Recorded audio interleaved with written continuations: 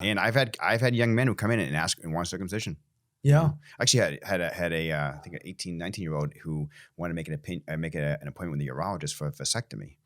So Wow, that's a powerful. Yeah. So he reached out to the office and I said, I just want to meet and talk with you before you talk to your urologist. I'd like to understand your thought process here and why you want to think about this. So that's just a random Well, thing. let's stick with the topic. So 18, 19, I mean, legal age, wanting vasectomy. Yeah, we'll say 20. 20.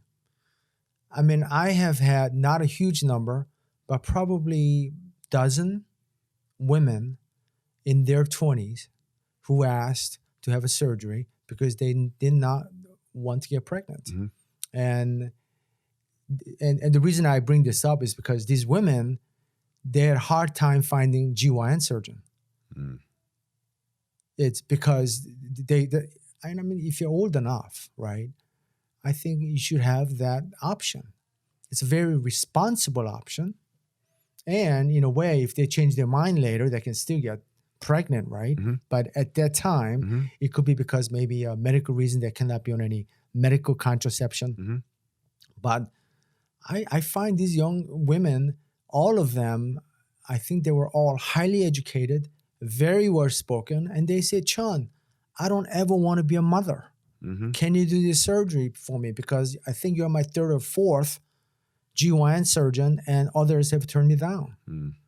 And then it's funny that you bring that up, a young person. I've never had that before, but Yeah. I'm interested to talk to him. Yeah, I mean, I think that's a very mature decision. Yeah, I mean, I think that they're adults, Yeah. right? And if they were younger, of course, that's when you have to kind of figure out the thought process behind it, because if they're not, of age where they can make that decision.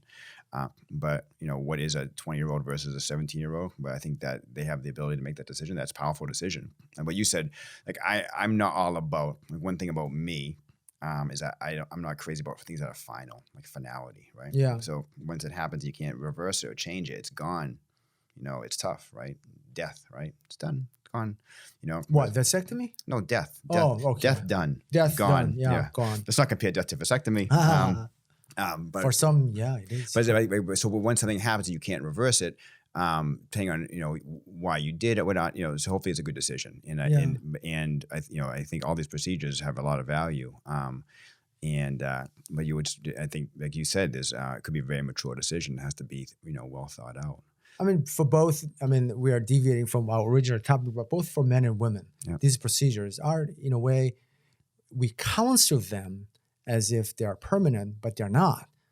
I mean, I had vasectomy and I had twins after. This is like it just keeps on coming from you. Excuse me. So no, actually, so repeat that last. You had and you still had twins. So I was done with work on this Friday, and my wife was pregnant with our third one, right? Yeah. And I don't know. I mean, I didn't really think about it, but I was in the mood to have vasectomy done. So I called the local urologist and I said, "Hey, I know it's almost 5 o'clock. Where are you right now? What state? Massachusetts. Okay. Yeah. So just like 5 o'clock on a Friday, we call it December. I say, "Hey, I'm in the mood for vasectomy." And he goes, "Like now?" "Yeah, right now. Let me." Did you know this physician? Yeah. Okay. So I knew he had good hands, of course. No. Because not all urologists. It's like a crank phone call I once got, So he said, "Okay, come over, 5-minute drive." And I'm on the table, local. I had earbuds and listening. 15 minutes later, I had vasectomy. And then and I realized I should have something cold between my legs, right? And I didn't really want to go into a grocery store and get a bag of frozen peas. So I stopped at a nearby gas station, got a bag of ice. And it was wintertime, and I forgot that I had the seat warmer on. So by the time I got home, the whole seat was like wet. And I think because I put up a good front, but still, surgery. Yeah. I just had snip, and and it was funny. And then I this is where I didn't make a very good husband, because I walk into the house and say, "Honey, guess what I did today?" And she said, "Well, how was your day, honey?" 20 questions. Yeah, how was your day today, honey?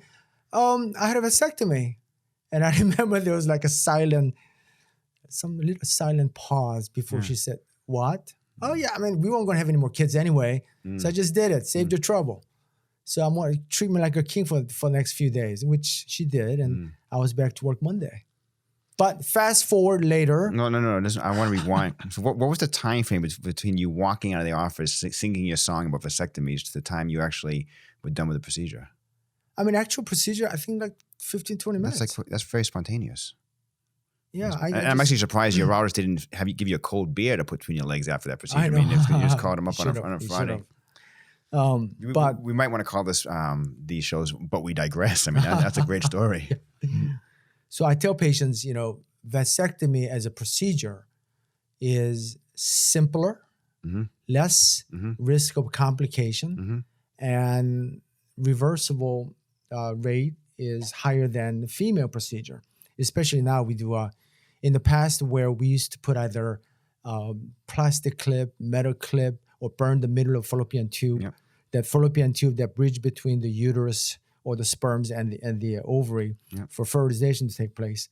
But now we remove entire tube. So we do it differently because the risk of cancer related to fallopian tube. So is that reversible? What? That when you remove the fallopian tube? No, once the fallopian tube is removed, then you have to go through in vitro. Yep. But when I tell patients, when patient says, "Doc, I want to have a surgery to permanent sterilization," I always say, you should talk to your husband or your partner. Like you did. Yeah. I say, vasectomy is preferred method for me, even though I don't get paid. Good for you. Yeah, because it's better for my patients. As you've done enough. You've done enough with 4 kids, 2 kids, or 3. Have vasectomy.